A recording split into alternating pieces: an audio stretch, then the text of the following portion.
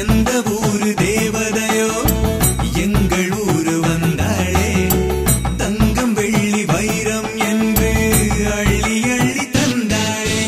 கடலூரின் பாரம்பரியம் சிவவள்ளி விலாஸ் ஜுவல்லர்ஸ் இப்பொழுது நேருஜி ரோடு விழுப்புரத்தில் ஏப்ரல் 15ஆம் தேதி கோலாகல ஆரம்பம்.